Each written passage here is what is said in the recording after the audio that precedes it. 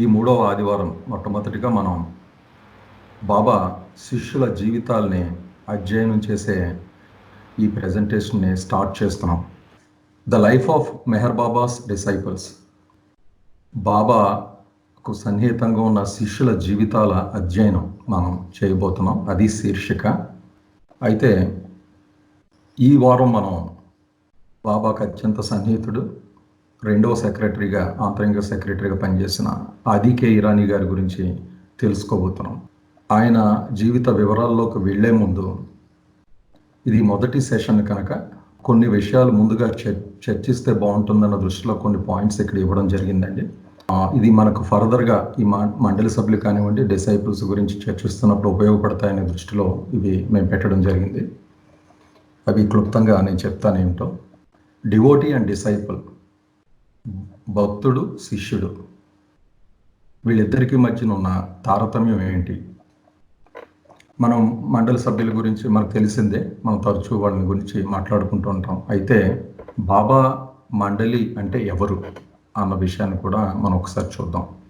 బాబా చాలా తన మండలిని ఒక గొప్ప రత్నాల్లాగా అభివర్ణించారు. మై మండలి ఆర్ జ్యువెల్స్ అన్నారు.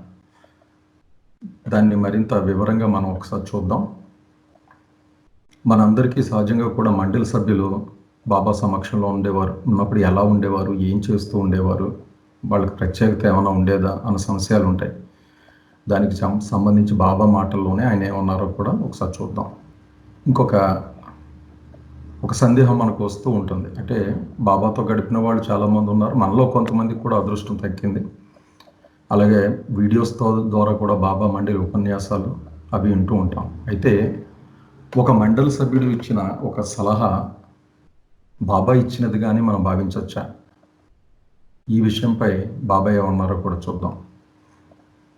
ఇక అన్నిటికన్నా ముఖ్యమైనది మనం పెట్టుకున్న ఈ శీర్షిక, బాబా శిష్యుల గురించి అధ్యయనం చేయడం అనే ప్రక్రియ ఏదైతే ఉందో, అసలు మనం ఇది ఎందుకు చేయాలి, మనం ఎందుకు వాళ్ళ గురించి తెలుసుకోవాలి అన్నది ఒక్కసారి చూద్దాం. ఒక డివోటీకి డిసైపుల్కి ఉన్న తారతమ్యం ఏమిటి అంటే, బాబా లార్డ్ మెహర్లో ఇచ్చిన వివరణ ఒకసారి చూద్దామండి. The number of my devotees is great, but the number of my disciples is much less. నా భక్తులు చాలామంది ఉంటారు, అంటే మన కేసులో లవర్స్గా తీసుకోవచ్చు, కానీ నా శిష్యులు చాలా తక్కువ మందే ఉంటారు అంటూ బాబా వివరణ ఇస్తున్నారు. The devotee seeks the pleasure of his own devotion, while the disciples' only duty is to obey the commands of the master, which is much more difficult. భక్తుడికి ఆ భక్తి పారవశ్యంలో ఉంటూ ఒక ఆనందాన్ని కోరుకుంటాడు, అది వాళ్ళకి దక్కుతుంది కూడా. కానీ శిష్యుడికి మాత్రం తన గురువు ఆజ్ఞను శిరస వహించి అది పాటించడమే, అది చాలా కష్టతరమైనది. Devotees select their own master and surrender to him. A master selects his own disciples. అయితే భక్తుడు తనకున్న ఆధ్యాత్మికమైన టెంపర్, స్పిరిచువల్ టెంపర్ను బట్టి తనకు నచ్చిన గురువుని ఎంచుకోవచ్చు, ఆయనకు అర్పణ కావచ్చు. అంటే ఆయన ఈ రిలేషన్ని మొదలుపెట్టే స్వాతంత్రం ఆయనకు ఉంది. ఒక గురువుకి ఆయనకి మధ్య ఉండేది, లేకపోతే తను ఎవరినైతే ఆరాధిస్తాడో ఆయనకి ఆ స్వేచ్ఛ ఉంది. A master selects his own disciples. అయితే శిష్యుడి దగ్గర మాత్రం అది కుదరదు, ఎందుకంటే గురువే ఆయన్ని ఎన్నుకుని ఆయన దగ్గరికి చేర్చుకుంటాడు. అంటే ఈ విషయంలో గురువే ఆ రిలేషన్షిప్ని మొదలు పెడతాడు, ఇనిషియేట్ చేస్తాడు. ఇది ముఖ్యంగా అక్కడ తారతమ్యం. కనుక పైన చెప్పిన మొదటి పాయింట్కి క్లోజ్ చేస్తూ బాబా ఇలా అంటున్నారు, there for many can become devotees, but only a very few can become disciples. అందువల్లనే చాలామంది భక్తులు ఉండొచ్చు, కానీ కొద్దిమంది మాత్రమే శిష్యులు ఉంటారు. ఇది 1926 జూన్ మాసంలో 9వ తారీఖున బాబా చెప్పిన సందేశం. తర్వాత పాయింట్కి వస్తే, బాబా మండలి అంటే ఎవరు? దీనికి సంబంధించి ఇరిచి ఒకసారి బాబా మండలికి ఉండవలసిన అర్హతలు ఏమిటి అని అడిగారు. దానికి బాబా ఇచ్చిన సమాధానం చూద్దాం. Those who have been with me for many years but ask for nothing. నాతో చాలా సంవత్సరాలుగా ఉంటూ నన్ను ఏమీ అడగని వాళ్ళు. They are the intimate ones who all along and even now are prepare to sacrifice their all for me. ఇన్ని సంవత్సరాలుగా కూడా నాతో చాలా సన్నిహితంగా ఉంటూ ఇప్పటికీ కూడా ఉంటూ ఇప్పటికీ ఏమీ అడగని వాళ్ళు, అప్పుడు ఇప్పుడు కూడా సమస్తం నా కోసం త్యాగం చేయగలిగేవాళ్ళు. అలాగే మండలి ఎవరంటే who gives his life to me. వాళ్ళ జీవితాలని నాకు ఇచ్చేస్తారు పూర్తిగా. Who listens to me. నేను చెప్పింది విని తూచా తప్పకుండా పాటిస్తారు. Who does not ask for any kind of reward. ఎప్పుడు ఎటువంటి ప్రతిఫలాన్ని ఆశించరు. Who does not care about the result whether he is ruined or prosperous. గొప్ప భోగభాగ్యాలు లభించినా లేకపోతే తను సర్వనాశనం అయిపోయినా అతను ఏమీ పట్టించుకోడు. అంటే వాళ్ళ మీద ఎటువంటి ప్రభావం ఉండదు. హూ టేక్స్ బాబాస్ ఖుషి యాజ్ ఈజ్ ఖుషి. బాబా ఆనందమే తన ఆనందంగా ఎప్పుడు తీసుకుంటాడు. But at the same time whose intimacy I also feel. అలాగే అంతేకాకుండా వాళ్ళు ఉన్నప్పుడు నేను కూడా చాలా స్వతంత్రంగా ఉండగలుగుతాను. వాళ్ళని మండలి అనవచ్చు అని చెప్పారు. అయితే రిచ్ ఇంకొక ప్రశ్న వేశాడు. Can one call himself Baba's mandali if he feels he is a mandali regardless of the number of years of connection with you, be it 30 years or only 1 year? Rich అడుగుతున్నాడు, బాబా నీతో నీ దగ్గర 1 సంవత్సరం ఉన్నా 30 ఏళ్ల పాటు ఉన్నా, అంటే సంవత్సరాలకి ఎంతకాలం ఉన్నాడన్న సంబంధం లేకుండా ఒక వ్యక్తి తన మండలి అని అనుభూతి చెందుతున్నాడు అనుకోండి, ఆయన తనకు తానుగా మండలిగా ప్రపంచానికి చెప్పవచ్చా? If you find me intimate with you, అంటే నువ్వు నాతో సన్నిహితంగా ఉంటే బహుశా చెప్పవచ్చు, కానీ అంటూ బాబా చెప్తున్నారు. For example, take Elcha at Dehradun. I feel absolutely free with him. But if he is not prepared to sacrifice all, then he is not in the mandali. ఉదాహరణకి ఎల్చా మిస్త్రీ తీసుకో, డెహ్రాడూన్లో ఉన్న ఎల్చాని. అతని సమక్షంలో నేను ఎంతో ఆనందంగా స్వతంత్రంగా ఉంటాను. కానీ ఎల్చా తన సర్వాన్ని నాకు త్యాగం చేయడానికి సిద్ధంగా లేడనుకోండి, అప్పుడు ఆయన మండలి సభ్యుడు కాడు అని చెప్పారు. ఎల్చా మిస్త్రీ గారు అంటే బెంగళూరులో ఉండేవారు, ఫ్రీనీ నాలావాలా. వారికి కజిన్ అవుతారు ఆయన. ఆవిడ ద్వారా బాబాకు పరిచయం అవుతారు. ఆయన దగ్గర గొప్ప హాస్య చతురత ఉండేది, మంచి జోకులు అయ్యి వేస్తూ ఉండేవారు. ముఖ్యంగా నవజీవనం ముగిసిన తర్వాత బాబా డెహ్రాడూన్లో ఉన్నప్పుడు సుమారు 9 నెలల పాటు అక్కడ ఆయన ఉండేవారు. ఆయన సమక్షంలో బాబా ఆయన జోకులను అయ్యి ఆనందిస్తూ ఉండేవారు. తర్వాత కూడా మెహరాజాద్లో ఏకాంతవాసాలు చేసేటప్పుడు మనందరికీ తెలుసు, బాబా విపరీతంగా అలసిపోతూ ఉండేవారు. చాలా ఈ శారీరకమైన ఒత్తిడి ఉండేది. ఆ టైంలో ఎల్చాని ఆయన సిమ్లాలో వ్యాపారం చేస్తూ ఉండేవారు. ఆయన పిలుచుకుని ఆ దగ్గర కూర్చోబెట్టుకుని ఆయన జోకులు అయ్యి విని ఆనందిస్తూ ఉండేవారు. ఆ సందర్భాన్ని దృష్టిలో పెట్టుకుని బాబా ఇది అంటున్నట్టుగా మనకు అనిపిస్తుంది. చాలా ఇంటిమేట్గానే ఉండేవారు ఆయనతో స్వతంత్రం. కానీ doesn't mean is mandali because of this criteria. Eruch అడిగాడు మళ్ళీ, can a person declare that is a member of the mandali? అయితే ఒక సభ్యుడు తనకు తానుగా మండలిగా చెప్పుకోవచ్చా, ప్రకటించుకోవచ్చా? Those who I feel to be in the mandali are my mandali and no one can assert that is in the mandali. నేను ఎవరినైతే మండలి అనుకుంటానో వాళ్ళు మండలి అవుతారు, అంతేకాని ఎవరో ఒకళ్ళు తమకు తాముగా మండలి అని చెప్పుకోవడం కుదరదు అని చెప్పారు. ఇది ఇరుచి జస్సావాలా గారి ద ఏన్షియంట్ వన్ అన్న బుక్ నిందండి తీసుకోబడింది. బాబా సాధారణంగా మండలిని ఎక్కువగా పొగుడుతూ ఉండేవారు కాదు, కానీ చెప్పిన సందర్భాలు కొద్దిగా అయినా కూడా వాళ్ళని చాలా ఉన్నత స్థితిలో బాబా చెప్పడం జరిగింది. చాలా గ్రేట్ అన్నట్టుగా చెప్పారు. వాళ్ళు నా రత్నాలు, మండలి అంటే రత్నాలు అన్నారు. కొన్ని పాయింట్స్ ఒకసారి అది రిమైండ్ చేసుకుందాం ఆయన ఏమన్నారు. ప్రజా జీవితంలో చాలా గొప్ప వ్యక్తులు ఉంటారు, సేవా కార్యక్రమాలు చేస్తూ స్టేజ్లు ఎక్కి అనర్గళంగా ఉపన్యాసాలు ఇస్తూ ఉంటారు. వాళ్ళని ప్రజలు వేణోళ్ళ కొనియాడుతూ ఉంటారు. అంతేకాకుండా పత్రికలు కూడా ప్రశంసలతో ముంచెత్తుతూ ఉంటాయి. ఎంత పెద్ద మనుషులైనా వాళ్ళల్లో కూడా బలహీనతలు, దోషాలు ఉంటాయి. అయితే ఈ బలహీనతలు, దోషాలు అన్నీ కూడా వాళ్ళకున్న గొప్ప పరపతి, పేరు ప్రఖ్యాతుల కింద దాచిపెట్టబడి ఉంటుంది లోపల, బరీడ్ అండర్నీత్.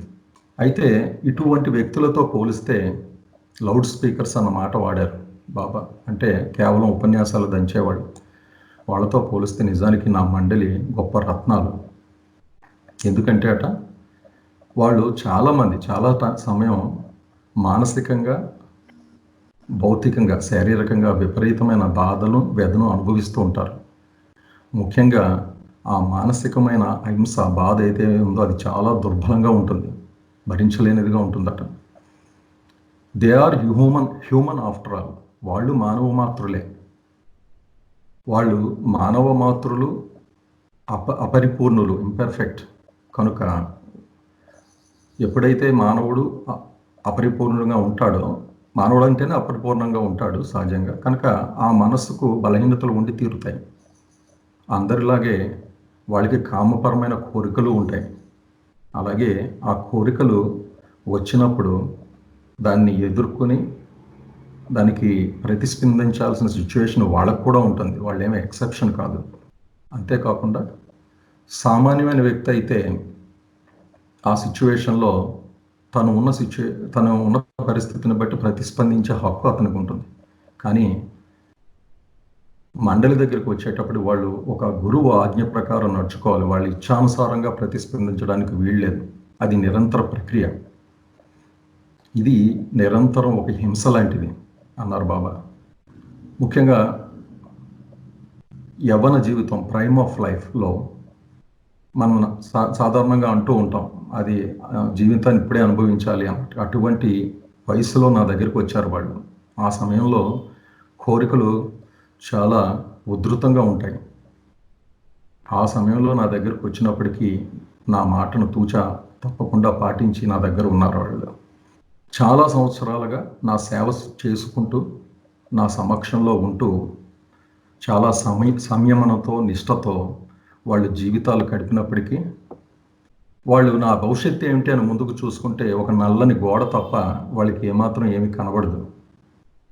నేను ఇచ్చిన ఒకే ఒక్క మాట, మీకు మంచి జరుగుతుంది అన్న ఒక్క మాటని పరిపూర్ణంగా నమ్మి ఇన్ని సంవత్సరాల వాళ్ళ జీవితాన్ని, మొత్తం జీవితాన్ని నా చేతిలో పెట్టారు. నిజంగా ప్రాపంచిక సుఖాలు, ఈ ప్రాపంచికపరమైన అనుభవాలు ఏమన్నా వాళ్ళకి అంటే వాళ్ళకి చెంతకు చేరే అవకాశమే లేదు. వాళ్ళకి తీవ్రమైన నిస్పృహ తప్ప ఏమీ మిగలదు. యాబ్జెక్ట్ డిసప్పాయింట్మెంటే మిగులుతుందన్నారు బాబా. అయినప్పటికీ కూడా నేను ఎప్పుడో చెప్పిన ఒక విషయం, ఆధ్యాత్మికంగా మీకు ఉన్నతి ఉంటుంది నా దగ్గర ఉంటే అన్న ఒకే ఒక్క మాట మీద నా దగ్గర ఉన్నారు. అయితే ఇన్నేళ్ల నుంచి ఉన్నా కూడా ఈషన్ మాత్రం కూడా అనుభూతి వాళ్ళకి ఏమీ లేకపోయినా కూడా చెక్కు చెదరని విశ్వాసంతో నా దగ్గరే వాళ్ళు కొనసాగుతున్నారు. ఇవి అద్భుతంగా మండలి గురించి బాబా చెప్పిన విశేషాలు. అయితే మండలి సభ్యులు బాబా దగ్గర ఉన్నప్పుడు ఏం చేస్తూ ఉండేవారు, చాలామంది బాబా టైంలో అడుగుతూ ఉండేవారు. మండలి సభ్యులే కొన్నిసార్లు అడగడం కూడా జరిగింది. బయట ఆశ్రమాల్లో చాలా కార్యక్రమాలు జరుగుతున్నాయి ఏమిటి, దానికి సంబంధించి బాబా ఒక సందర్భంలో ఇచ్చిన వివరణ, ఏం చేస్తుంటారు వాళ్ళు అంటే, they are neither doing japa nor practising any type of yoga. వాళ్ళు నా దగ్గర జపతపాలు ఏమీ చేయరు, అలాగే ఏదో గొప్ప యోగ ప్రక్రియలు చేయరు.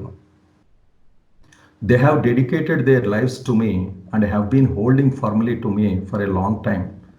వాళ్ళు జీవితాలని పూర్తిగా నాకు సమర్పించి నా చెయ్యిని గట్టిగా పట్టుకుని చాలా ఏళ్ళుగా నా దగ్గర ఉంటున్నారు. Even yogis cannot do a part of this. గొప్ప గొప్ప యోగులు కూడా అందులో లేస మాత్రమైనా కూడా చేయలేరు. ఏమిటది? ఆ సంవత్సరాల తరబడి ఏమీ ఆశించకుండా, భవిష్యత్తు ఏమీ కనపడకుండా వాళ్ళ జీవితాలను ఆయన పాదాల దగ్గర పెట్టడం అంటే స్వతంత్రత అనేది లేకుండా గురువుకి అర్పించి జీవించడం అన్నది ఎంత కష్టమో పదే పదే బాబా మనకి ఈ పాయింట్స్లో చెప్తున్నారండి. నీదంటూ ఏమీ లేకుండా ఉండడం అంటే యోగులకు కూడా సాధ్యం కాదట. The important point in this connection is that they are not only helping me in my cause by obeying my instructions, but they are rendering personal and private help to me. ఇక్కడ ముఖ్యంగా గుర్తుంచుకోవాల్సిన మా connection అనుబంధంలో ఏంటంటే, నాది ఏదైతే కార్యక్రమం ఉందో అంటే యూనివర్సల్ వర్క్, దానికి సహకారాన్ని అందిస్తున్నారు. అంతేకాకుండా వ్యక్తిగతంగా కూడా నాకు వాళ్ళు ఎంతో సహాయం చేస్తూ ఉంటారు. And I'm sure before self realization I would not have been able to serve my master as they are serving me. ఖచ్చితంగా నేను ఒక విషయం మాత్రం చెప్పగలను, అంటే నాకు మోక్షం లభించే ముందు, అంటే నేను వాళ్ళ స్థితిలో ఉన్నప్పుడు బహుశా నా గురువుని నేను వాళ్ళు చూసినంత గొప్పగా అయితే మాత్రం సేవించి ఉండేవాడిని కాదు అంటూ ఆ అద్భుతమైన ప్లేస్లో వాళ్ళని పెట్టారు. వాళ్ళ గొప్పతనాన్ని బాబా స్వయంగా చెప్పడం జరిగింది. అయితే ఇందాక చెప్పుకున్నట్టు మండలి వారు ఏదైనా మనకు సలహా ఇస్తే అది బాబా సలహాగానే మనం తీసుకోవచ్చా, దానికి బాబా అన్న విషయాలు చూద్దాం. If mandali advise you when asked by you, don't take the advice as from me. Mandali సభ్యులు, నువ్వు ఏదో అడిగావు, మండలి సభ్యులు చక్కటి సలహా ఇచ్చారు, కానీ ఎప్పుడు ఒకటి గుర్తుంచుకో, అది నా సలహాగా మాత్రం భావించుకో. They will definitely advise you for the best because they have been long with me, yet do not take their advise as from me. ఖచ్చితంగా వాళ్ళు సలహా ఇచ్చారంటే మంచి సలహా ఇస్తారు, ఎందుకంటే చాలా కాలంగా నా దగ్గర ఉన్నవాళ్ళు కదా. అయినా కానీ వాళ్ళు ఇచ్చిన సలహాని నా సలహాగా మాత్రం భావించుకో. You can trust them not to mislead you purposely. ఒక విషయం అయితే ఖచ్చితంగా చెప్పగలను, ఖచ్చితంగా మిమ్మల్ని తప్పుద్రోవ అయితే పట్టించరు వాళ్ళు. But after asking them for advice and help, you should also think of it yourself. For after all mandali are not Baba. వాళ్ళని సలహా అడిగిన తర్వాత నువ్వు కూడా ఒకసారి ఆలోచించుకోవాలి, ఎందుకంటే మండలి బాబా కాదు. Let us be very honest and absolutely honest. మనం చాలా ఖచ్చితంగానే ఈ విషయాన్ని మాట్లాడుకుందాం. Adi has been with me like the few tested mandali for a long period and he has been doing office work for 20 years 100%. ఉదాహరణకు ఆదినే తీసుకోండి అంటూ ఆయన ఆదిని ఎగ్జాంపుల్గా చెప్తున్నారు. ఆది మొదటి నుంచి కూడా, అంటే చాలా ఎక్కువ కాలం మొదటి నుంచి ఉన్న వాళ్ళు ఆది ఒకడు. అన్ని టెస్టులు కూడా తట్టుకుని నిలబడ్డాడు ఆయన. అలాగే ఆఫీస్ వర్క్ 20 ఏళ్ల నుంచి సంతృప్తికరంగా చాలా గొప్పగా 100% చేస్తున్నాడు. And even then, as I said, no one of my mandali is Baba. అయితే అంత చెప్పినా కూడా నేను ముందే చెప్పినట్లు మండలి ఎవరు కూడా బాబా కాదు. Everyone has got weaknesses and defects. ప్రతి ఒక్కరిలోనూ లోపాలు, బలహీనతలు ఉన్నాయి. Advise you can have from Adi, but not as from Baba through Adi. ఖచ్చితంగా అవసరమైతే మీరు ఆది నుంచి సలహా తీసుకోవచ్చు, కానీ బాబా ఆది ద్వారా నాకు చెప్పించాడు అన్న భ్రాంతిలోకి మాత్రం వెళ్ళకండి అని బాబా చెప్పడం జరిగింది. అయితే మన శీర్షిక ఏదైతే ఉందో, ఇప్పుడు ఏ విషయం అయితే మనం డిసైపుల్స్ గురించి నేర్చుకోవాలి, వాళ్ళ జీవితాలను ఆకలింపు చేసుకోవాలనుకుంటున్నాము, మేము ఇక్కడ కొన్ని థాట్స్ పెట్టడం జరిగిందండి. Why should we know about Baba's disciples? ఏంటి పర్పస్? ముఖ్యంగా application or demonstration of Baba's message of love and truth can be seen in the lives of disciples. Baba మనకు ఎంతో చక్కటి సందేశాలు ఇవ్వడం జరిగింది. ప్రేమ గురించి ఇచ్చారు, సత్యాన్ని గురించి ఇచ్చారు. కానీ వాళ్ళ ఇప్పుడు మాటలుగానే ఉంటాయి, కానీ నిజంగా మాటలు ఒక రూపం ధరించి మన మధ్య తిరిగాయి అనుకోండి, తిరిగినప్పుడు దానివల్ల వచ్చే ఇంపాక్ట్ వేరే విధంగా ఉంటుంది. బాబా చేసింది ఏమిటంటే, ఈ మండలి సభ్యులు అంటే వీళ్ళందరూ కూడా cross section, different family backgrounds, వివిధ కుటుంబ నేపథ్యాల్లో ఉన్నారు. పురుషులు ఉన్నారు, స్త్రీలు ఉన్నారు, సంఘంలో ఉన్నత స్థాయిలో ఉన్నవారు, కింద స్థాయిలో చదువుకున్నవారు ఉన్నారు, చదువుకోని వారు ఉన్నారు, అన్ని మతస్థులు ఉన్నారు, అంటే డిఫరెంట్ మతాల నుంచి వచ్చిన వాళ్ళు ఉన్నారు. వీళ్ళందరినీ ఎంపిక చేసుకుని, అంటే ఎక్స్క్యూజ్ లేదు, ఇది నాకు లేదు, ఇది వీళ్ళకి లేదు అన్నాక ఆ చాయిస్ మనకి ఇవ్వకుండా అన్నీ అంతమందిని తీసుకుని వాళ్ళందరినీ కూడా he made them as icons of love, service, sacrifice, dedication and obedience. ప్రేమ, సేవా తత్పరత, త్యాగం, అంకితభావం, విధేయత. ఎలాంటి క్రాస్ సెక్షన్ ఆఫ్ జీవితాల నుంచి వచ్చినా కూడా, అన్ని బలహీనతలుగా వాళ్ళు ప్రయాణం మొదలుపెట్టినా కూడా చివరికి ఈ అన్నిటిల్లోనూ పరిపక్వత తీసుకొచ్చి వాళ్ళని ఒక స్టేజ్కి తీసుకొచ్చి కేవలం ఈ చెప్పినవి పాటించడం ద్వారా, అంటే గురువు మాటను తూచా తప్పకుండా పాటించడం ద్వారా ఏ స్థాయికి చేరుకోవచ్చో ఆయన మనకు స్వయంగా డెమాన్స్ట్రేట్ చేసి చూపించారు. మెహ్రా గారు ప్రేమకు సింబల్ మనకు తెలుసు, అది స్వచ్ఛమైన ప్రేమకు సింబల్గా చెప్తారు. అలాగే రిచు ఆది కూడా ఒబీడియన్స్ కన్విక్షన్కి సింబల్. పాద్రి సేవకు తార్కాణంగా మనందరికీ తెలుసు. సహజంగా మనసు ఏం చేస్తుందంటే, బాబా ఖచ్చితంగా పురుషోత్తముడు, perfect human as well as God. కానీ ఆయన చేసిన మనసు ఏమంటుంది? ఆయన భగవంతుడు కూడారా, ఆయనకే సాధ్యం, నీకెలా సాధ్యం అంటుంది. ఆయనకు తెలుసు ఇలాంటిది ఏదో ఇబ్బంది ఉంటుంది బహుశా, అందుకే ఇంక మనకు ఆ స్కోప్ ఇవ్వకుండా అద్భుతమైన ఈ వ్యక్తులను చేరదీసి భగవంతుడి స్థాయికి తీసుకెళ్ళే అంత స్థాయికి వాళ్ళని తీసుకెళ్ళి మనకి చూపించాడు ఒక డెమాన్స్ట్రేషన్ ద్వారా.